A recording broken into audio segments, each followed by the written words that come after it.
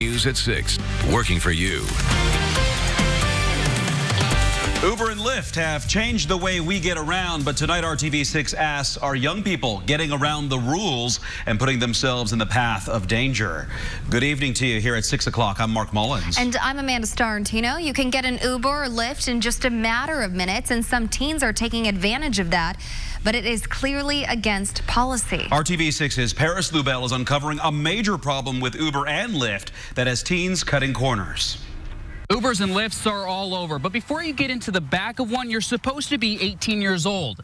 But one Carmel mom says that's not always happening. I keep hearing it's normal. 16, she's 16. I know that, but it's scary. It came as a surprise to Amy. Her daughter was sneaking out night after night. I found out that my daughter had left the home in the middle of the night, and it kind of transpired into looking through her phone, and I found email alerts and passwords and codes that were sent to multiple emails that I didn't know about. Email after email of new accounts and ride receipts from both Uber and Lyft.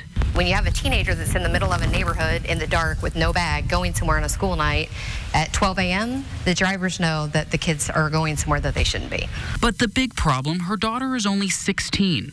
Uber and Lyft both have clear policies that don't allow people under the age of 18 to ride alone. A lot of teenagers sneak out. I did it myself.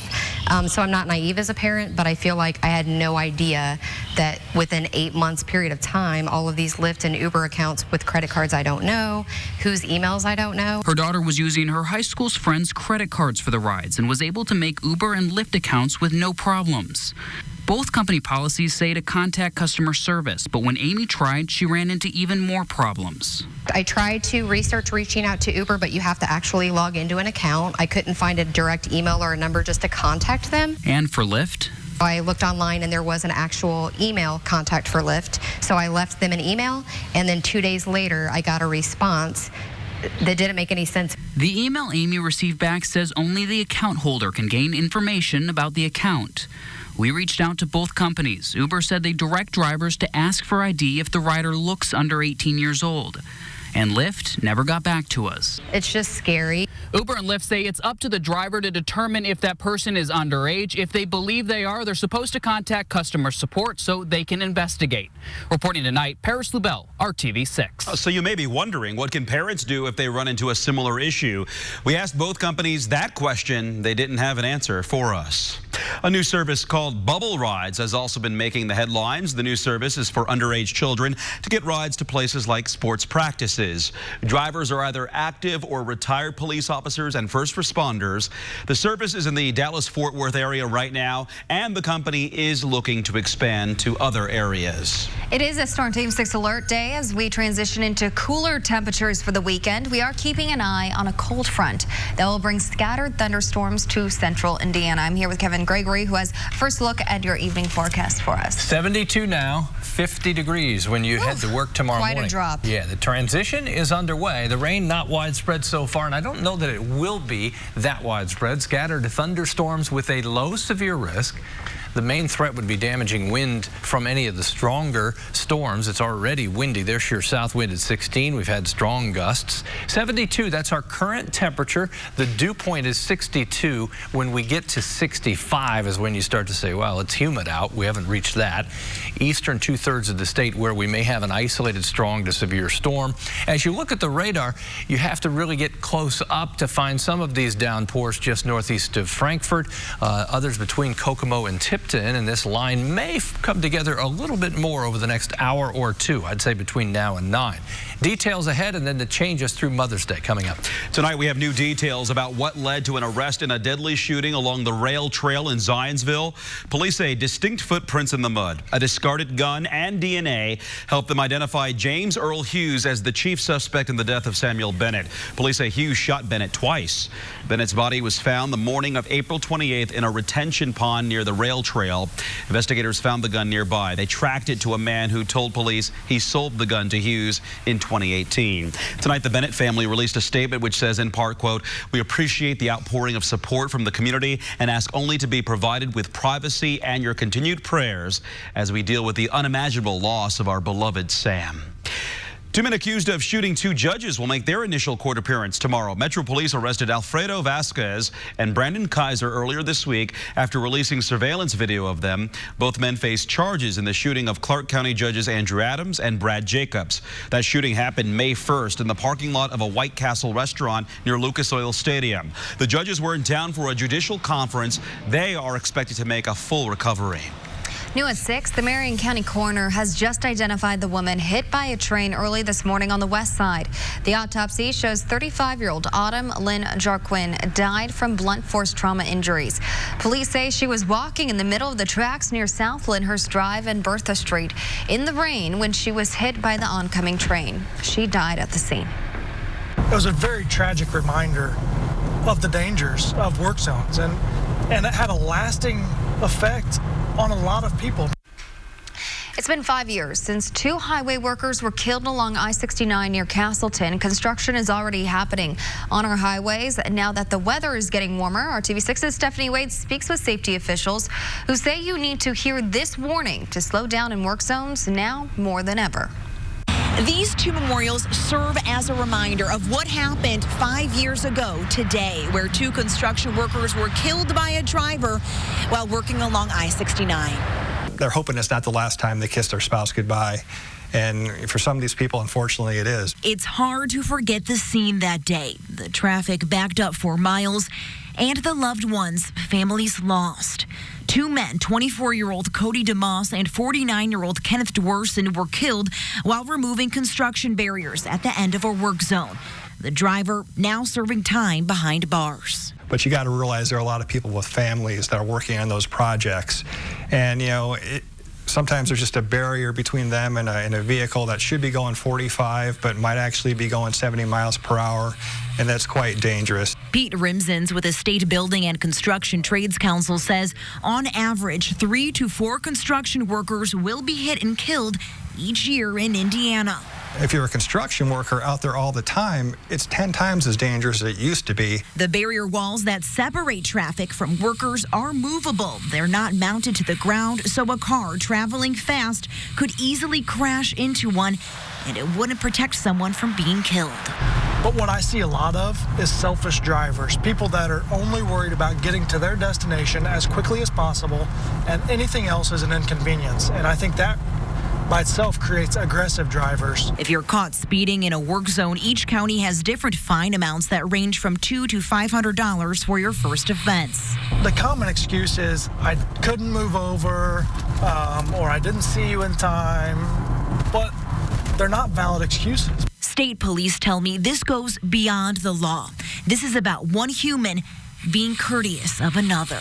It's just not that important enough to kill somebody. Stephanie Wade, RTV6. Thank you, Stephanie. And in Indiana, drivers who fatally injure a worker in a road construction zone can face a felony charge with up to 8 years in prison and a maximum fine of $10,000. The State Building, Construction and Trades Council says they're pushing lawmakers to add cameras and more signage in construction zones. The Illinois Department of Transportation uses some to deter speeders. Many school districts in Indiana are working to make sure your kids are safe from getting to and from school. Today, one school system is talking about how it's moving forward with technology for school buses. Schools in Bartholomew County say their buses will soon have new cameras to give bus drivers a virtual 360-degree view of the outside of the bus. It means the chances of accidentally hitting a child are greatly reduced. This day and age, it's hard to retain drivers. And part of that is because what they do each day is a very serious job and accountability for them. This is a helpful tool for them so they can feel a little more secure about what they're doing and the service that they're providing and making sure that they're doing all things possible for transporting the students that they're carrying. Those children are their children. Other new technology includes bus-wise collision avoidance and electronic stability control. Despite all the new technology, Bartholomew County does not have cameras to capture drivers that pass school buses with their stop arms extended. He is a voice against violence, and for that, he's earned another distinguished honor. Former Warren Central High School graduate Brandon Warren will represent Indiana at the National Jefferson Award ceremony in Washington, D.C. Our Rafael Sanchez joins us with more on this. Rafael. Amanda, good evening. Brandon Warren is simply an amazing young man who's decided to make a difference after losing friends to gun violence. Last June, RTV6 surprised him with a Jefferson Award for his creation of the We Live movement. I'd like to present to you this gold medallion to recognize you for your achievements. May I put this on you? Yeah, for sure. All right. There you go. Congratulations. And the applause continue. A very proud family and friends at his side. Now, we had to cancel our first attempt at giving him that medallion because it was scheduled on the same day of the school shooting in Noblesville last May. Brandon has received many other awards since he began the We Live movement. The organization's nonviolence message has been taken to the State House, City Hall, and throughout the streets of Indianapolis.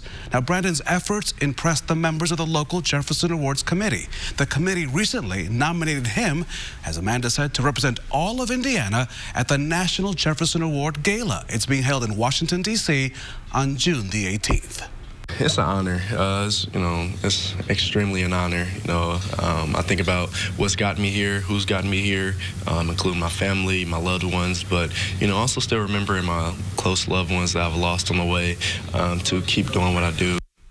He is a champion indeed. Brandon is majoring in finance at Ball State, where he begins his sophomore year in the fall. We wish him all the best as he heads out to Washington, D.C. If you'd like to nominate someone for a Jefferson Award, go to the RTV6 app or the IndyChannel.com. There, click on the All Sections tab, then Life, then Jefferson Awards. It's very easy to do. Come on, nominate someone today. All right, thank you, Rafael. A great story there. Well, you know us at RTV6, but that wasn't always the case. Up next, we continue our 70th anniversary celebration with details on when our name made its one and only change. Been too long since we've been here live at the Indianapolis Motor Speedway, and that iconic shot looking back at turn 1 here at the Brickyard. Although this weekend it's going to be turn 14. It's Grand Prix weekend. No one's more excited about that than Will Power. Hear from him coming up. T-Tuna.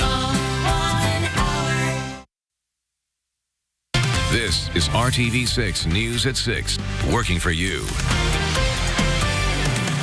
Welcome back. When Channel 6 signed on as the first TV station in Indiana 70 years ago this month, our call letters were WFBM. WFBM was a well-established radio station in 1949, but management decided to branch out into the new world of television. The station was on Monument Circle, but moved to our current location at 1330 North Meridian in 1951. Then about 20 years later, anchor Ken Beckley announced the news that would lead to new station owners and a new name. McGraw-Hill Incorporated, which proposes buying Channel 6 from Time Incorporated, today asked the Federal Communications Commission to change the call letters of the station. Channel 6's call letters would be WRTV if approved by the commission, which also must approve sale of the station.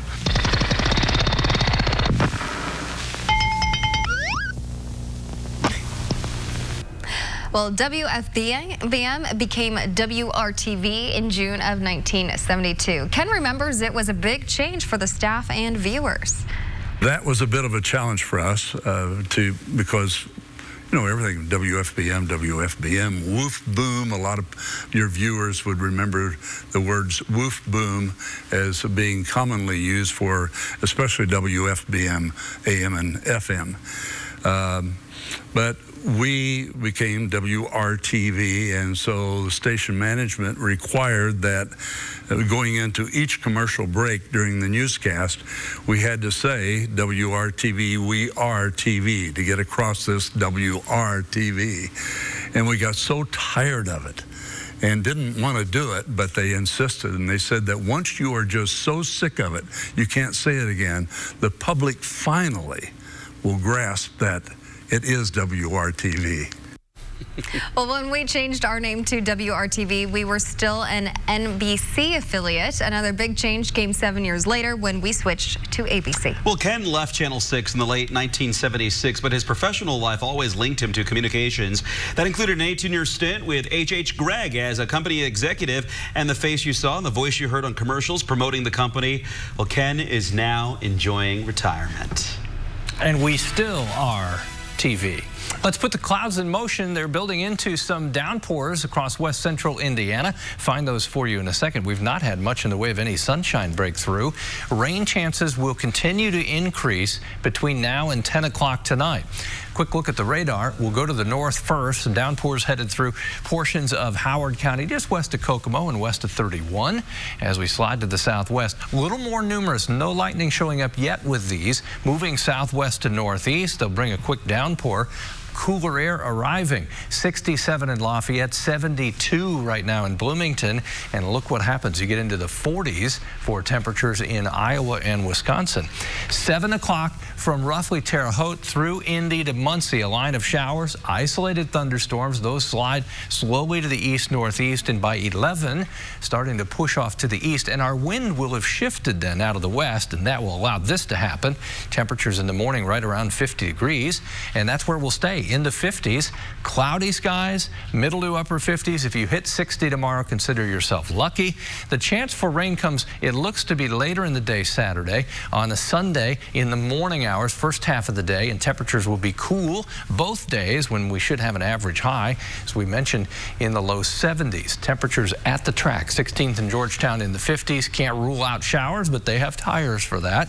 Temperatures Saturday close to 60. There's your morning rain on Mother's Day, and it lingers into the early part of the afternoon. Here's your 7-day planner. Temperatures stay below average into early next week. We're dry Monday and Tuesday before a rain chance returns on Wednesday. All right. Thank you, Kevin, for that. And we have Dave at the track. Hey, Dave.